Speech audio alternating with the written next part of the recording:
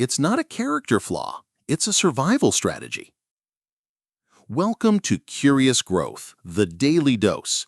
Today we're delving into a behavior we all engage in, but often publicly condemn: gossip.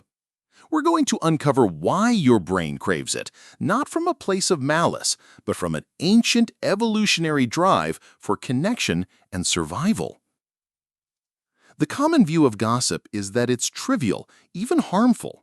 But from an evolutionary psychology perspective, it's one of the most important tools in the human social toolkit. To understand why, we need to travel back in time, long before written language, to when our ancestors lived in small, tight-knit hunter-gatherer groups. In the primate world, social bonds are often maintained through physical grooming, monkeys and apes picking fleas and dirt from each other's fur. This activity builds trust and strengthens alliances. But as human social groups grew larger, physical grooming became an inefficient way to maintain connections with everyone. Anthropologist and evolutionary psychologist Robin Dunbar proposes a fascinating theory. Language, and specifically gossip, evolved as a form of vocal grooming. Instead of physically tending to our allies, we started talking about them and others in our group. This vocal grooming was far more efficient. You could groom multiple people at once, and you could do it while performing other tasks like foraging or tool making. This wasn't just idle chatter, it was a vital exchange of social information. Who was a reliable hunting partner? Who was selfish with food? Who was having a secret relationship that could disrupt the group's harmony? Knowing the answers to these questions was a matter of life and death. Gossip allowed our ancestors to keep a running tally of reputations, building a mental map of the social landscape.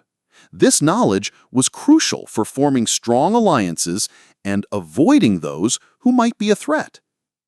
Essentially, gossip acted as a mechanism for social control.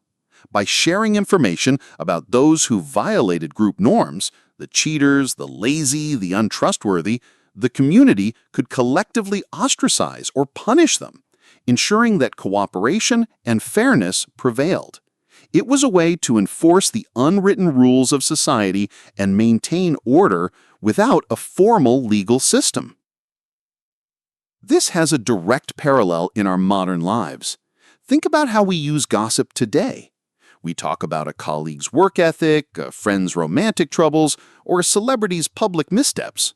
On the surface, it might seem frivolous, but we are, in essence, doing what our ancestors did, gathering information to understand our social environment, strengthen our bonds with those we trust, and navigate the complex web of human relationships.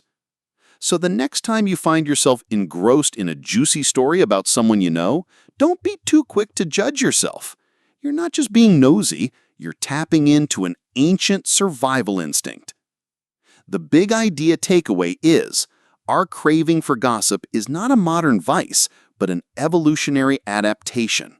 It's a sophisticated social skill that allowed our ancestors to form larger, more complex societies by efficiently sharing information about reputation and trust, ultimately ensuring their survival.